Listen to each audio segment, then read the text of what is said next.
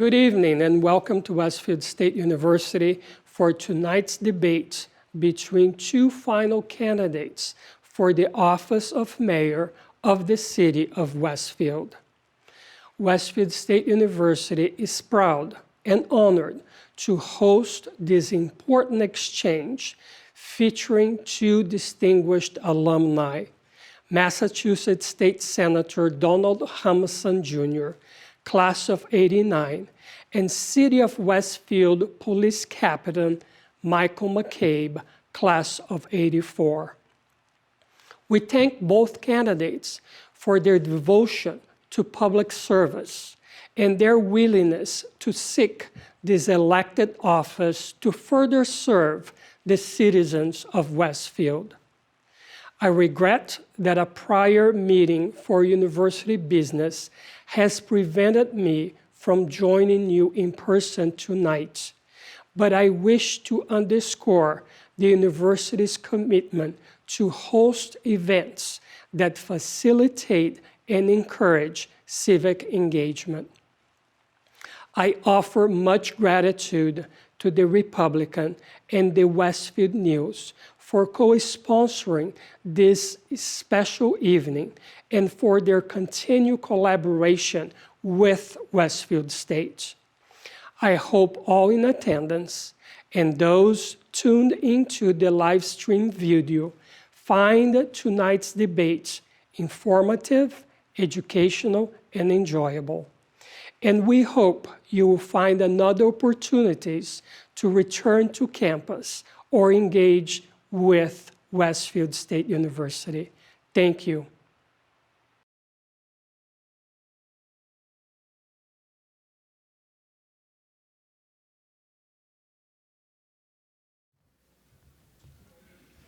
Good evening, everyone, and welcome to this evening's debate between the two candidates seeking the office of mayor here in the city of Westfield. I'm Ray Herschel, and it is my pleasure to serve as your moderator this evening for this debate. Now, tonight's event at Westfield State University is sponsored by the Republican and Westfield News. Welcome to those of you joining us inside here at Devers Stage at Westfield State University, and those who are tuned in online and viewing tonight's event on Westfield Community Cable Channel 15. Now, joining me to ask this evening's questions are Assistant Managing Editor of the Westfield News, Hope Tremblay, and Westfield State University student, Michaela Pichet. Michaela is a senior communication major from Martha's Vineyard. Welcome them.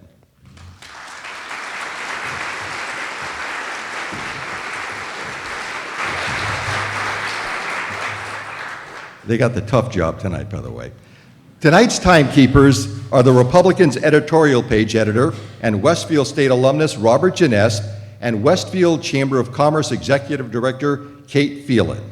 Those in the audience who wish to submit questions but have not done so yet are asked to pass those questions to either end of the aisles at this particular time.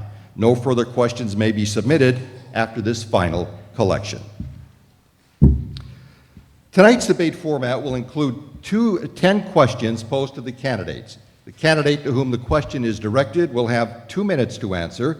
Then the opposing candidate will have 1 minute for a rebuttal. The next question will then be posed to the opposing candidate, and then that same format will follow for each of our 10 questions.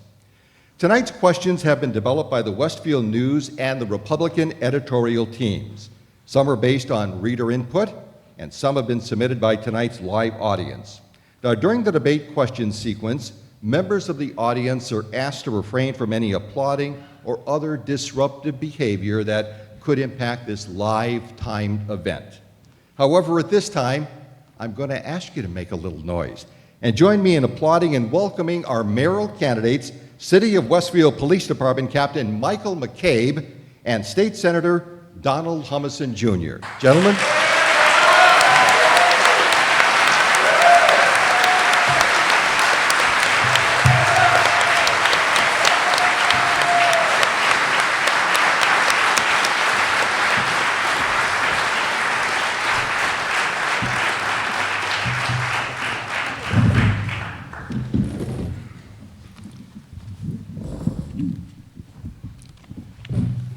Gentlemen, are we ready? I think so. Ladies, are we ready? Thanks for having us. I think we're ready. Let us begin. A coin toss were performed earlier this evening, and Captain McCabe will go first with his opening statement. One note I want to make about the timing. We have 3 lights right in the center stage here, red, yellow, and blue, green. The red light will indicate when the candidate's time is up, the yellow light 15 seconds, and the green light means go to it. Start talking. Captain McCabe, you are first with your opening statement. You have 3 minutes, sir. Thank you very much, Ray. Good evening. I'm Mike McCabe, and I'm running for mayor. I would like to thank Westfield State University, my alma mater, and President Torresia and his team for the opportunity to address citizens, both here and those who are watching from home. I'd like to thank the Springfield Republican and the Westfield News for putting this together and giving Don Humison and myself a platform to present our thoughts and ideas to our community. Thanks to Don Humison for agreeing to be here tonight. To Amy and your team, did you ever think it'd be this much fun? Jennifer, I can't thank you enough for the love and support you have given me over the last 30 years. It's difficult to be a copper's wife, and you've done it with uncommon grace. And Kate, you are my greatest gift, and the reason I get to call myself Dad. It is an honor to be here before the citizens that I have served in some capacity for more than 3 decades. It is truly humbling to see so many family and friends, students and colleagues I have had the pleasure of knowing in my life. I am grateful to you for your advice, your wisdom, and your friendship. This city has given me my family, my education, and my livelihood. It is time for me to pay it back in a new role. But it's not about my past, though. It's about our future. As mayor of Westfield, I will work tirelessly to bring about positive change that enhance our already great city. It is important to recognize the skills that I have developed over a lifetime of public service right here in Westfield. I have tons of energy. We created a robust corporation from scratch in 5 months. I have walked every neighborhood in the city listening to people. I run marathons for fun. My education was right here in Westfield Public Schools. I graduated in the class of 1980, once a bomber, always a bomber. I went to Westfield State University, go Owls, in 1984 and 1994. I am a graduate of the FBI National Academy 210th class. And I've also graduated from the Executive Leadership Institute in Municipal Government and Management. My experience is varied and widespread, from public to private to nonprofit. As a public administrator, I work for the police department. As a private, I've managed a restaurant you guys know as Family Pizza. And as a nonprofit, I'm the vice president of the board of directors for the Boys and Girls Club, where I have been working in some capacity for the past 20 years. I am a past trustee of Noble Hospital and was part of the group that stewarded Noble Hospital into its marriage and eventual takeover with Bay State Medical Center, and I'm very proud of that. I'm also the treasurer of the local Westfield Centennial Lions Club. My expertise in budgeting and financial management, labor contracts, and crisis management. Time, sir. Thank you. Thank you. And Senator Humison, you have your opening statement, 3 minutes. Thank you, Ray. Good evening, everybody. Thank you for turning out tonight, and congratulations for making it up here to Westfield State University. All of you who traversed Western Avenue, way to go. Those of you watching at home, you picked the right path. My name is Don Humison, and I'm running for mayor of the city of Westfield. I'd like to take this moment in my opening statement just to talk a little bit about my background and why I love Westfield. But first of all, I'll say it's great to be back here at Westfield State University. This is actually where I got my political start as a student. I first ran for public office as a member of the Commuter Council back in 1986 when I was a student here at Westfield State. Went on to become a member of the Student Senate for 3 years and then the vice president of my class, the class of 1989, where I met my wife Janice, by the way, and 11 years later, we got married. 11 years later, we got engaged, sorry. We got married a little after that, she'll tell you that story. I was born and raised here in the city of Westfield. I was born at Noble Hospital, one of the last sort of grades or groups of kids to do that. So I'm kind of proud of that. Every day I drive by on the way to work as I go downtown, and I'm thinking, I was born there. It's a great thing to be able to say that you were born right here in your own community. I went to school at Juniper Park School, right next door, and then South Middle School was my middle school, and I graduated from Westfield High School in 1985. I went to summer camp here. I went to the YMCA and the Boys and Girls Club. This was a great place. My family lived here. My grandparents, both sets, lived here in the city of Westfield. For me, this was a wonderful, wonderful community. And I loved living here. I loved going to school here. I loved being a part of this community. As I said, later on, when I went to college, that's the first time I actually decided to get involved in any kind of public service, as it were, and actually run for office. My freshman year, I played sports, I had fun, but by the time the sophomore year rolled around, my advisors and my teachers said, hey, you should do something with your time, besides just study and go to school, and so I did. I decided to serve, and I enjoyed that very much. After graduating, I went to work at the district court here in Westfield, and shortly after that, got a chance to work for Mike Knappich as legislative aide in the State House of Representatives. And that's sort of where the bug bit me for public service at the state level. I worked as an aide in the House, an aide in the Senate, an aide to the governor, and then later got a chance to run to be state representative for this community in my own right. I served 11 years as the House of Representatives representative for the city of Westfield, another 6 years where I've represented 11 communities here in Western Mass, the second Hamden and Hampshire district, but Westfield was always my home. I never forgot that. And I was clear that the people I worked with in Boston knew where I was from, so they knew Westfield was the place. It's a great pleasure to be able to come before you tonight and debate. I'm really grateful for Westfield State and the Republican for giving us the opportunity to do this. Michael, thank you for this opportunity as well. And all of you, I hope you sit back, relax, and enjoy tonight. Thank you. Gentlemen, thank you for your opening statements. It is time now for the question and answer portion of our debate this evening. Our first question will go to Captain McCabe, and it comes from Hope Trombley. The city, together with the state, has used a variety of incentive programs, including the Massachusetts Investment Tax Credit, as a means of attracting new and retaining existing manufacturers and businesses. Do you support the use of tax credits and other incentives to bring new business to Westfield? And if not, what efforts would you undertake to accomplish this? Well, Hope, I do support tax credits, but I support tax credits with shorter terms than we are used to. If a business who wants to come to the city of Westfield doesn't know whether or not it's going to be a successful business within 5 years, then probably its plan for succession or to be successful isn't the best plan in the first place. The thing that you really have to look at when you look at creating a business-friendly environment is how do we do things? How do we operate our infrastructure? Are our utilities good? And do we have proper management and decent schools? Those are areas that are currently, that we're kind of struggling in, to be honest with you, right? So the utilities are phenomenal. We have the Westfield Gas and Electric Light Department, so that's a plus. We have water that's locally owned and worked on, and I'm sure that we'll get to that a little bit later.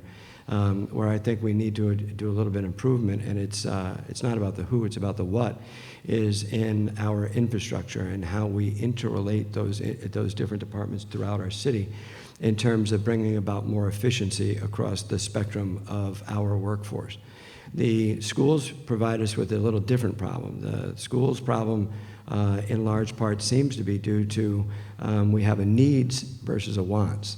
And when we have state mandates that come through and they don't have budgets that go along with them, it means that the city's taxpayer has to pick up the dollars and cents to provide the schools, to provide for the schools' mandates. That usually means that those dollars and cents comes from facilities and maintenance. When you have facilities and maintenance problems that go unchecked, then we find the schools facilities the way they are right now. We need to work on that. Yeah. And Senator Humison, you have 1 minute that is for a rebuttal. Ray, are you going to repeat the question when you do that, or just, you don't have to, I know the answer. Hope, would you care to repeat the question? I You can if you like to. The city, together with the state, has used a variety of incentive programs, including the Massachusetts Investment Tax Credit, as a means of attracting new and retaining existing manufacturers and businesses. Do you support the use of tax credits and other incentives to bring new business to Westfield? And if not, what efforts would you undertake to accomplish this? Thank you for repeating the question. And the answer is yes, obviously I do. I think we need to, we as a city need to use any tool in our toolbox to attract businesses and to help those businesses that are here in the city expand. We have a problem with taxes in the city. We talk about it all the time, with our taxes seeming to be too big or going up too often, too frequently, and hurting residents who are on fixed incomes or new young families trying to make a go here in the city, new graduates from college who are trying to buy a home and live here.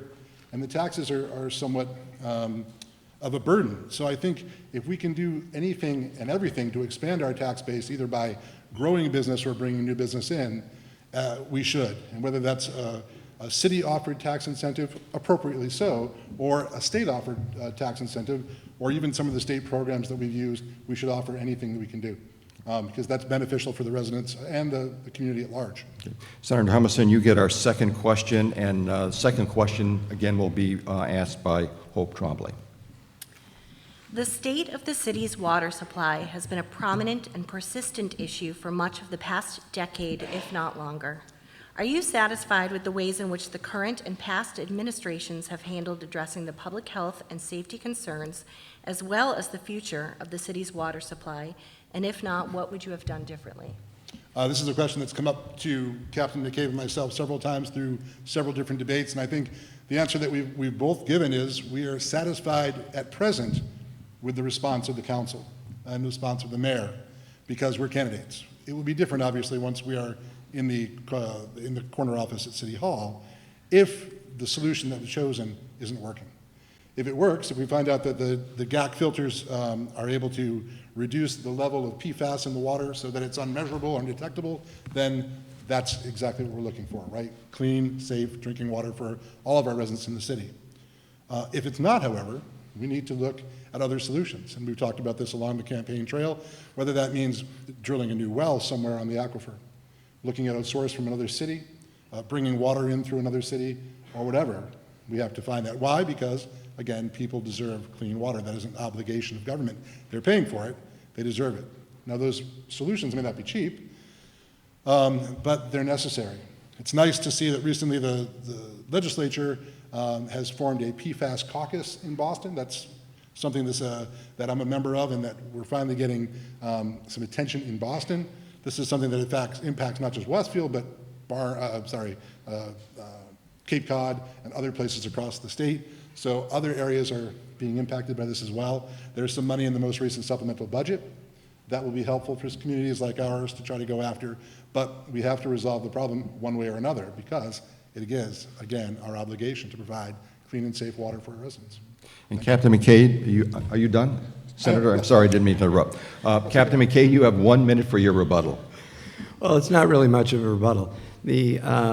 I think what the city did in 2016 was the appropriate thing to do, to take care of the most citizens at wells 1 and 2 and 7 and 8, and create GAC filters. It's what the experts say to do. It's what the studies say to do. Where we differ a little bit is what our approach will be going forward.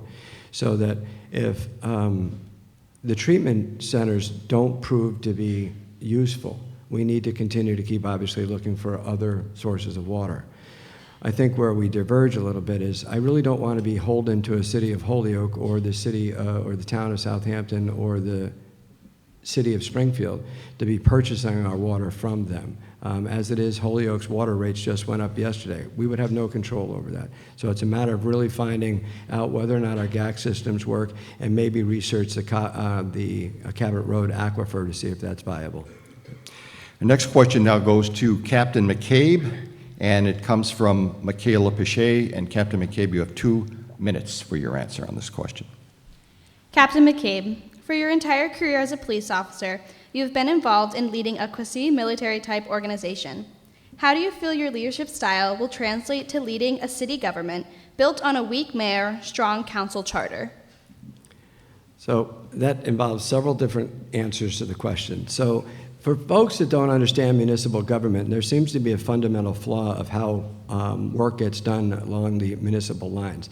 While it is true that I do work with a paramilitary structure, any good organization has structure. The real issue is how you access that structure and what you do collaboratively with the pieces that are in place. So for me, I have 4 different unions that I work with. To think that in a paramilitary structure, I can say jump and they all say how high, that's not really the way it actually works, and I'm sure you can appreciate that. So working with City Council, working with the school committee, and working with the people at City Hall have already been things that I've been doing throughout my career, at least for the past 20 years. I've been the liaison to the school committee. I've built ties between every single department, between my department and City Hall, and I work very well with my patrolmen's union and my supervisors union. I've even been asked to help out in other unions. I've negotiated on behalf of the city. I've been a mediator on behalf of the city in certain difficult problems that have arisen in other areas of government. So to say that the paramilitary style is my style, it's not really accurate. I don't think that I've ever worked with Don on anything before, so I don't know even, I don't know how that comes up, other than the fact that maybe that's what is thought about, that's how police departments work. So I'll leave it at that. Okay. And Senator Humison, you have a minute for your rebuttal. Can't really rebut what Mike said. I'll just talk a little bit about my background as a legislator for the past 16 years in the House of Representatives and in the Senate, and then before that as a staff member and an aide. I've always come from a more sort of a collaborative background. Obviously, I happen to be a Republican in a very democratic state where the legislature is overwhelmingly one party. I'm a member of the minority party. So to get things done, I have to learn how to work well with other people. I've been very successful in that ability because of, I guess, my willingness to collaborate and work and agree and scratch backs when I need to get something done, but always with an eye or sort of on the final picture. So my goal is to be as collaborative and engaging and work with people of goodwill to try to solve problems. I think that's what any of us should do regardless of what position we strive for, but I think that's how our mayor's office is set up here in Westfield. You have to work with the department heads and the council and the school committee and the other elected officials. But in the end, I think there's a great opportunity if you can do that. Thank you. And Senator Humison, our 4th question will go to you. It will be asked again by Michaela Pichet. 2 minutes. The city's recent opening of the pickleball courts left some residents wondering why funds from the free cash account were used to help finance the project. Last year, $1 million of free cash was also used to reduce taxes. What is your position on the purposes for which free cash should be tapped? A great question. So I observed this debate going on with the same question I think a lot of people might have had. What the heck is pickleball? And I'm still not absolutely clear, but I do know that people for whom pickleball is important are very passionate about it. So I heard some councilors defend it, some others say that it wasn't an appropriate use of free cash. I look at, again, what the priorities of government are, and I hate to say sometimes maybe pickleball isn't a priority. When you look at things like our streets and our potholes and our road conditions, when you look at the high taxes that we face year after year, I think when you look at other provisions of city services, you really have to first prioritize what those should be. And I think as we've gone along the campaign trail, many people have talked about the need for us to fix our roads and make sure our streets are good and our water is good and our infrastructure is good, and to spend whatever money we may have on those purposes, because that is the priority. When there's extra money, whether that comes from the federal government or the state money, state government, even though it is still tax dollars, when there's extra money for purposes like that, use it. But ideally focus on the priorities that you face every day. With respect to free cash, I think some of it needs to be reserved to keep as a reserve to protect the city during down times. And when you do have money that you can use, I would put it towards the priorities that my constituents and the people of Westfield are telling me are the priorities. Thank you.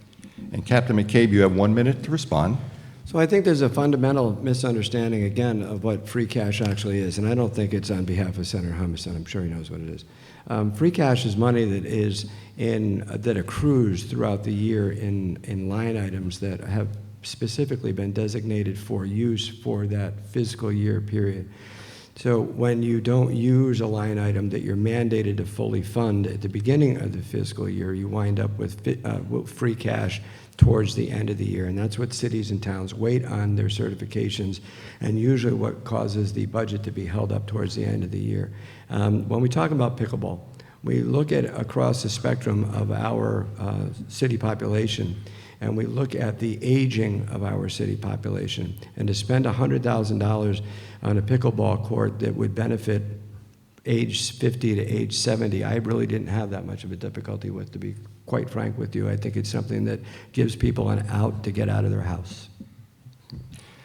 Our fifth question goes to Captain McCabe, and it'll be asked by Hope Trombley. Captain McCabe, 2 minutes for your answer. Captain McCabe, you announced your candidacy for mayor in the wake of the appointment of a new police chief for the city. Some have suggested your candidacy was the result of your being dissatisfied with not being selected as chief. How would you respond to them? It wasn't as a result of being dissatisfied with being the police chief, but it had everything to do with not getting the police chief spot. So that's a yes and no answer. Jennifer, my wife, and I have been talking about me running for mayor for 10 years. When Brian Sullivan decided that he wasn't going to run, it became a very simple math equation. An incumbent gets returned back to office 93% of the time. That means that somebody running against them only has a 7% chance of winning office. When an incumbent is no longer there, even up, say, I thought I was a 60-40 underdog in a race, it meant that I picked up 33 percentage points. So when I didn't get the spot as chief of police, the following day I got the number of phone calls that you might imagine. You should have gotten it, you shouldn't have gotten it, da-da-da-da. But a large number of people called on me to run for mayor because they respected the amount of education and background that I have specifically here in this city, and thought that I would be an asset. I'm not related to anybody that I know of. I don't have those old boy tie kind of things. So I think they really saw me as a non-politician person that would be able to handle the office, given my background, and be able to work with budgetings pretty flawlessly, because that's legitimately what I do, and to be able to work across a broad spectrum of labor. Now, one of the things that I find interesting in this running for mayor is that labor across the lines and in City Hall feels devalued. And they feel devalued because there's a lack of executive leadership. And I've been doing executive leadership now for at least 20 years, and it's specifically my background and training. There are things that I would like to do with the city almost immediately upon taking office to fix those problems. Thank you. And Senator Humison, a minute to respond. Thank you. Let me just comment on what Captain McCabe said about labor in the city. They are the backbone of city government. They are really the thing that we rely on, the people we rely on to serve our community, or serve our children at the schools, to serve our seniors, to serve the people that need their houses protected from fire or from crime. I hope our union members don't feel devalued, and if that's the case, then we have a lot of work to do to make sure that isn't the case.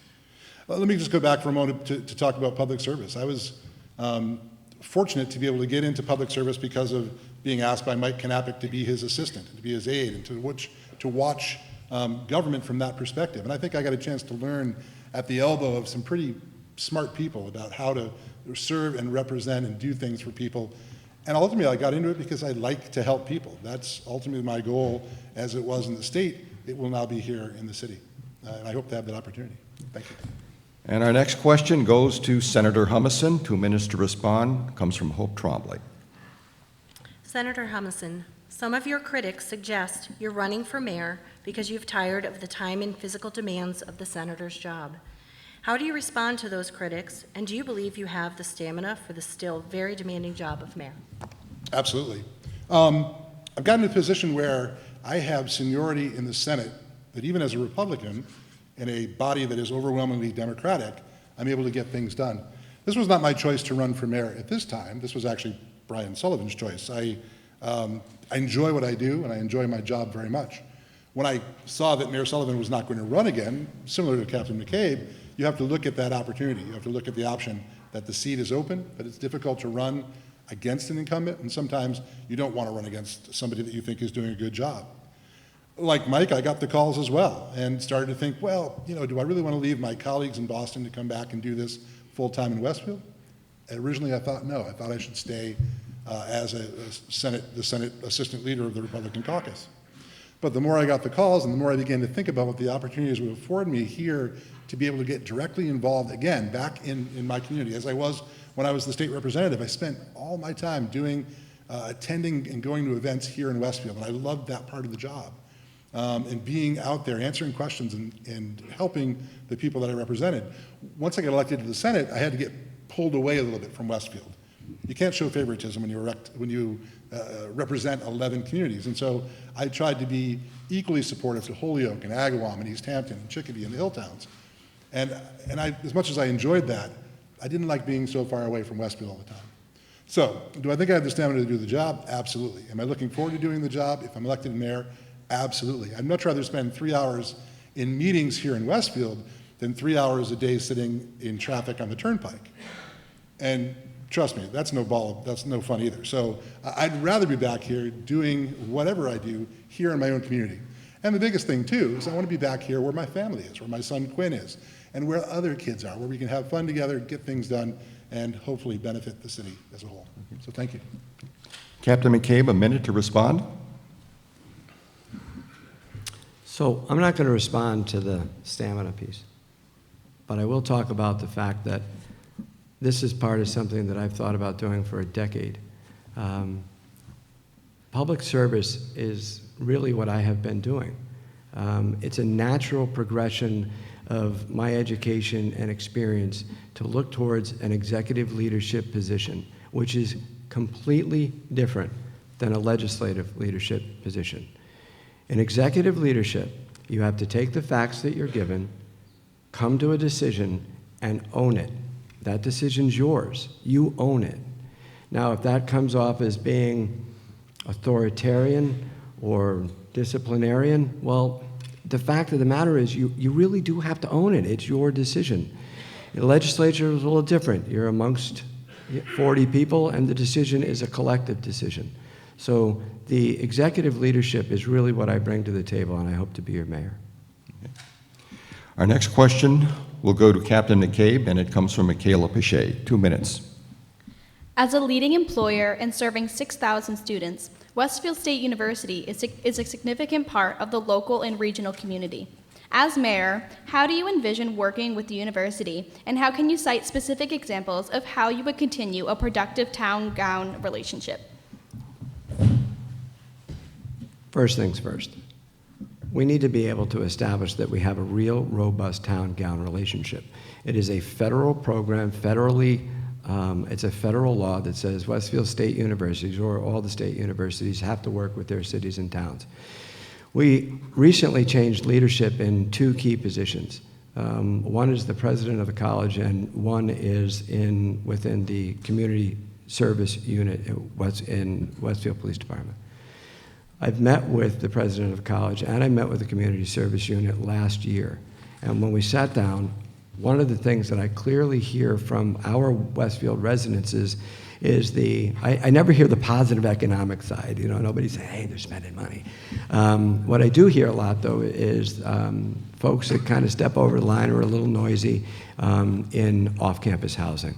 So I presented a package of information to Dr. Sorcia and to President of Board of Trustees, Kevin Queenan, that shows them a pathway that they're able to incorporate FERPA, the Federal Education Reporting Protection Act, in their disciplinary processes, which just simply means that if you are charged with any type of offense off campus, that you can be placed on academic probation on campus.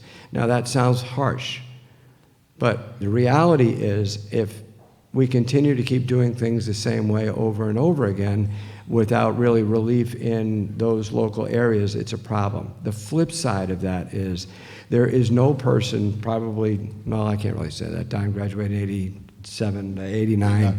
I graduated 84 and 94. I am extremely pro-Westfield State and all of the things that they do for us. What we don't talk about is their economic impact on us, and we don't talk about their volunteerism. They are phenomenally wonderful resources, and I love the fact they're here.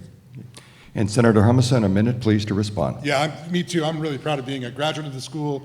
As I said, my wife is a graduate as well. We live in the neighborhood of Westfield State University, and I spend a lot of time here. As an elected official, I come up to speak to members of the SGA, the Student Government Association. I come in and speak to classes. I talk, obviously, with the trustees and the president often. And I applaud them for their involvement in our community. I think the city has really tried to do a better job over the past, well, I'll tell you what, about 8 years even, with town and gown relationships. What was 8 years ago? The October blizzard. Do you remember that? A lot of us lost power. What did the school do? The school opened its dining commons up to residents of the neighborhood who had no place to go to charge their phones or get warm or get food, and people started coming up here in droves, and that continued. So I think that's a great thing. Obviously, we have to continue to work on the relationships when they're good and also when they're bad, and massage those if we need to. But Westfield State is an asset for our community and should not be forgotten. We've come to the part of the debate this evening where we will now ask the candidates questions that have been submitted by you, our audience members. I will pose these questions to the candidates. Senator Humison, you get our first question from the audience. Okay. And 2 minutes to answer, please. The school department is the largest part of the city budget. Teachers are working without a contract. How important is education in your agenda? And why is Westfield the only area city not to have a new high school? All right, good questions. I'm not sure if I'm in the position yet to answer those, but I'll say the first one first. Education is extremely important to our community. It's as it should be to any community. I'm a product of that education myself, Westfield High School, class of '85, and very proud. I happen to be very bullish on our schools and on our teachers and educators, but I understand that we have issues with an older school system. Right now, fortunately, the city has just recently taken a vote to begin the process of expanding Franklin Avenue School and looking at that. I think it was $900,000 to begin that process. We need a school for that age group. We're all aware of the sort of debacle that happened down in downtown with the plan for the last school. Let's hope this one is a little more smooth because there's a need there. I can't speak to why we don't have a new high school. I can't speak to that yet. Obviously, a part of the job of mayor is to serve on the school committee and to work with the superintendent of schools and the school committee members. It's expensive. There's a question of need, whether it should be replaced or rebuilt or just renovated. And then there was another part in there too. Is it about the contract or the union? It mentioned that teachers are working without a contract. How important is education, your agenda? And then again, why is Westfield the only city not to have a new high school? Yeah, I don't know about the answer to that last question yet, but I'm certainly going to be a part of it when if I'm fortunate enough to be elected mayor. I'm not always certain that new is best. Sometimes you can make do with renovated, but it's got to be with an eye towards the outcome of the educational product, right? It's got to serve the students, it's got to serve the faculty and the teachers, but ultimately the people of the city demand and expect that when you send your children off to public schools, that they are well prepared for the future when they graduate. Thank you. Captain McCabe, a minute, please, for your response. Would you want the question repeated? Sure. The school department is the largest part of the city budget. Teachers are working without a contract. How important is education in your agenda? And why is Westfield the only area city not to have a new high school? Three-part question. The answer to the first part on the union contracts is that both the city and the teachers union wanted to wait. It's not a matter of that they weren't working with contracts, they just kind of wanted to wait, take a wait and see approach. So the fact that they're working without a contract is probably a mutually done thing. The other issue is that do we need a new high school? I am a volunteer at the high school 4 days a week from Thanksgiving through to March. they still use the same lockers that I used when I was in those halls in 1976. So to say that they could use an upgrade and a facelift, they could. Whether or not it takes a form of a renovation or a brand new school is up to finances and how we bond. Currently, we have a AA bond, which is pretty good. So we'll take a look at it. Okay.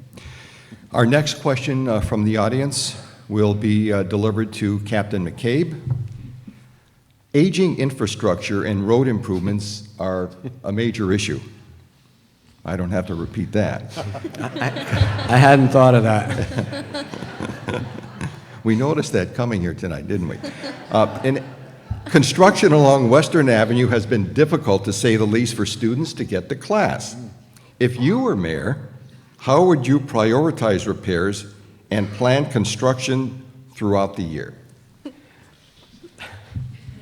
I'm sorry, I parked my canoe on the side of the building. In order to prioritize things, you have to have a plan. Currently, we don't have a plan. Now, the DPW does have a plan for a list of roads that they would like to get fixed. But until you really merge your tree services with your water resource services, with your drain services, prior to committing to putting on a base coat of road and then putting on the final coat of road, we really are kind of throwing good money out the window. Now, I know why we do it. It goes back to that free cash thing, that if you find that, you know, in May or May 15th or something, that you have $500,000 of unused cash in a revenue stream, and you say to the residents of Upper Montgomery Road, like specifically, because this actually happened, right, needed a top coat put on their road, then we'll just throw it on the road and we'll hope for the best. While I understand why those decisions are made, those wouldn't be the way I'd make the decisions. I would hope that I would work with the water department, the DPW, and the city engineers to come up with a master plan on how to fix the roads going forward with all three of those different things that I just spoke of. What's the second piece of that? Construction along Western Avenue has been difficult. If you were mayor, how would you prioritize repair and then plan construction throughout the year? So the prioritization usually falls on how many people are affected by the situation that they're dealing with. Westfield, Western Avenue would certainly have priority over Joyce Drive, for instance. Sorry about those people on Joyce Drive. But, you know, certainly you have to prioritize by the greatest good, and, you know, but you have to start with a plan. And right now we're in desperate need of a plan. That's something that I would ask for on January the 6th from boards and commissions and department heads, if you elect me as your mayor. And Senator Humison, you have a minute to respond. If you'd like, I can read that question over again, or you're all set? Okay. Aging infrastructure and road improvements are a major issue. Construction along Western Avenue has been difficult for students to get to class. Okay. If you were mayor, how would you prioritize repairs and then plan construction throughout the year? So Westfield just celebrated our 350th anniversary. We had a tremendous year.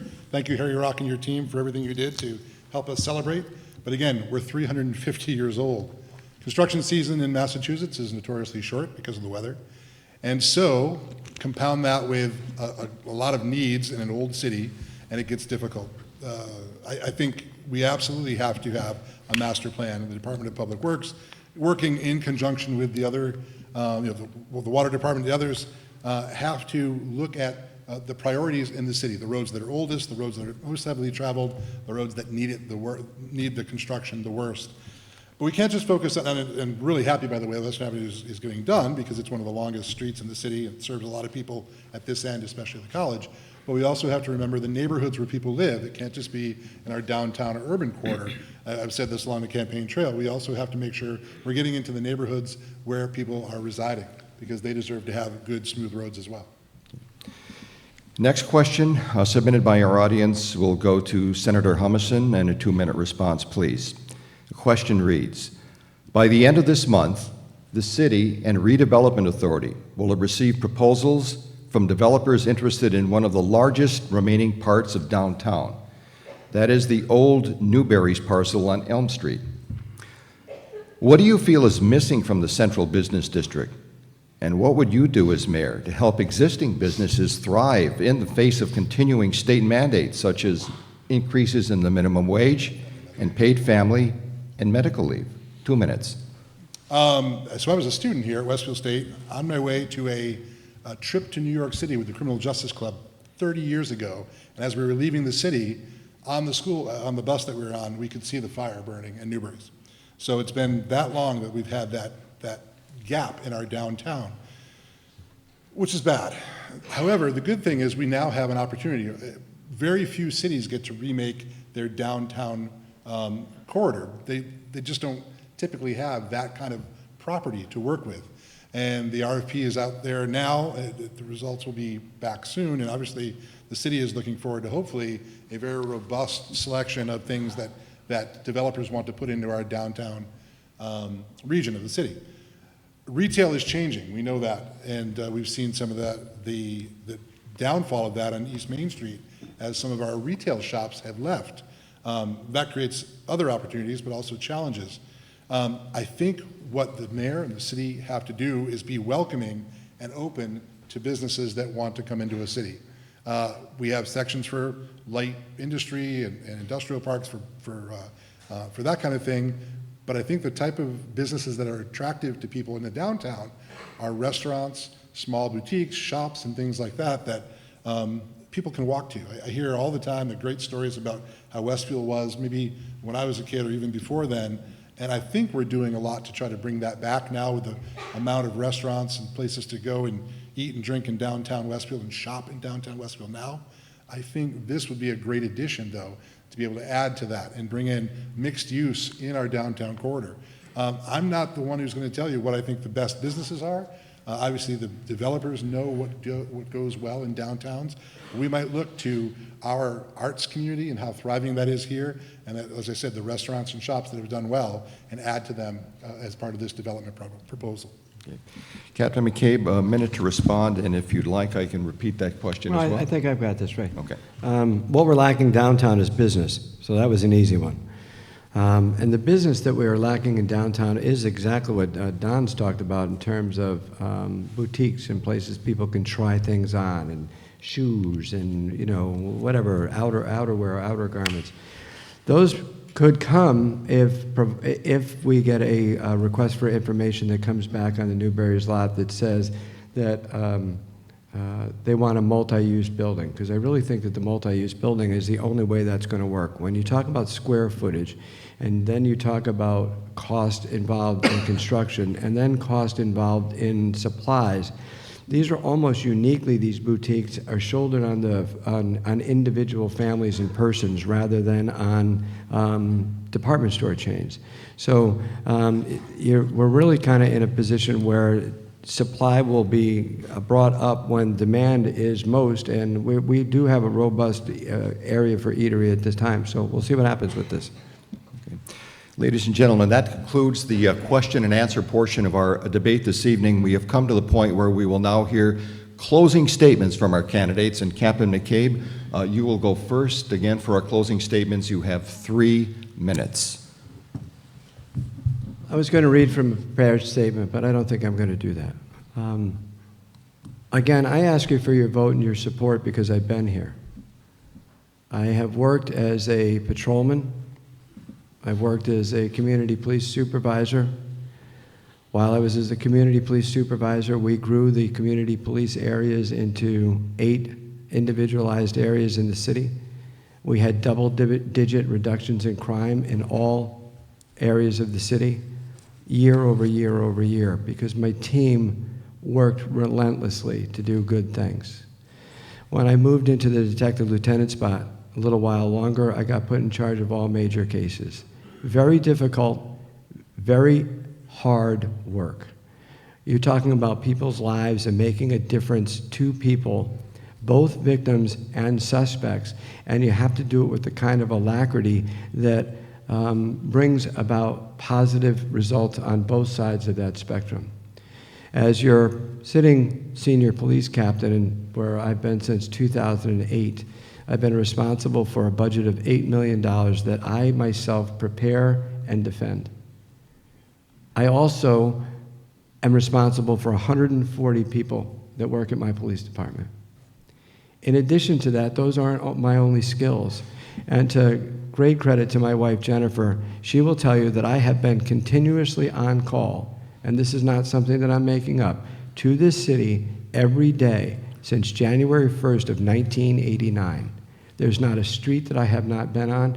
There are all kinds of things that go on that really you have to be able to manage and do it well. As in addition to that, I have been a professor right here at Westfield State College. It is my alma mater, and I'm very, very, very proud to be able to represent it as one of its instructors. I take it very, very seriously. These kids are a blast. No offense, Michaela. These kids are just a blast. I truly love doing it. On my volunteer side, I have a really, really, really large volunteer side. I've been with the Boys and Girls Club because if it was not for the Boys and Girls Club, my life would have taken a very different turn back when I was 14 and 15. It was a very settling thing in my life. So I don't just write checks out of an account. I go and I do the work every day. I'm very proud of my affiliation with the Boys and Girls Club. Currently, I am in charge of special events. I didn't get to go to the St. John's German dinner, but I did get to go to the Celebrity Bartender where I got to pour drinks for lots of people, and we raised $20,000. I love this city, and I really, really would appreciate your confidence and your vote November 5th. Thank you very much for coming. Thank you. And now, Senator Humison, you have time for your closing statement. Again, it's 3 minutes, please. Thank you, Ray. And again, thank you, Mike. Thank you, all of you who participated and also helped put this night on. It's so important to democracy that we have these opportunities to express ourselves as candidates to the voters of the city. I especially want to thank the voters who are here because of the travails we talked about earlier, and also the ones who are watching. You guys care about us, you care about Mike or me, you care about the city, that's obvious. And I know that you're going to show up and vote. I guess I'm going to address the comments to those people who may not want to show up and vote or for whatever reason aren't intending to turn out on November 5th. This is your city.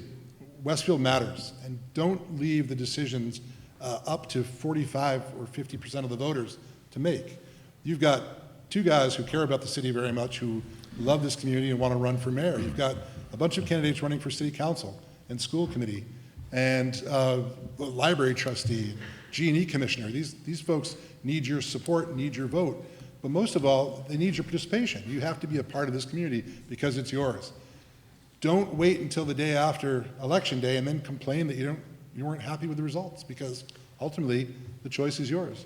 On November 5th, I'm asking for your vote, and I'd certainly like to have the opportunity with all these other fine people that are running to represent this community and serve it back home as I wanted to do, as I said earlier. This is home for me. It always has been, and it always will be. And I was pleased to be able to bring my wife back from Boston here to the community. To have our son Quinn, raising him in the same community with his grandparents just a half mile from the house. To be able to try to do my part to ensure that Westfield has clean water and good streets and safe streets and good schools and low taxes. These are all goals that I think any politician would wish for. And we will bring, in our own way, each of us, I think, skills and experiences that will benefit the office of mayor. I'll just say to you that I've really been fortunate to have learned at the hands of some very, very good people. Really, I feel like I've been working for this position for my entire life, learning how to be a good representative, be a good advocate, to be a good ear, to listen to what the concerns of the people are, and to hopefully collaborate with others and come up with the best solution. I've said this in some of my campaign materials, but I believe this, that there's nothing wrong with Westfield that what's right with Westfield can't fix. We have the talent. We have the people from this school. We have the people from other businesses and organizations in the community that can pitch in and make Westfield great. We already are, but I think we can always be better. And I'd certainly appreciate your support on November 5th. I ask for your vote, but above all else, I ask you, just get out and vote for somebody. That's the important part. Westfield deserves it, and you deserve that as well. Thank you for tonight. Thank you very much.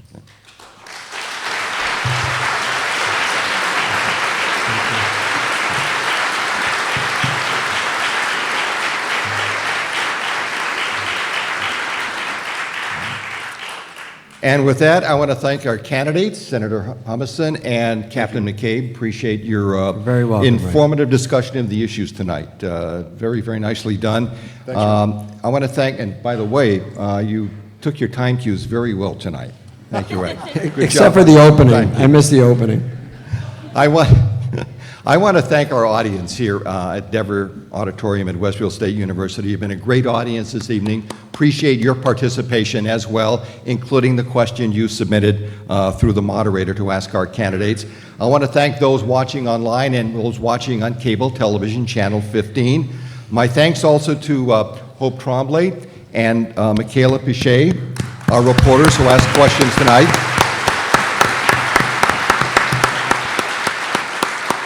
And you know, when you put on a production like this, you take the technical crew for granted. There's a lot to organize here with microphones, a technical crew, and lighting and so forth.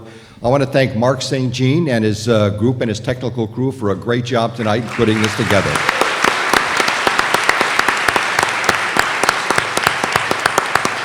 Also, a special thank to our timekeepers for doing such a great, outstanding job this evening. Great feeling. And of course, our sponsors, the Republican and the Westfield News. And with that, just a reminder, November 5th is Election Day. Please go out and vote. Thank you again, and have a great rest of your evening. Thank and a you very safe ride much. home. Thank you, everybody.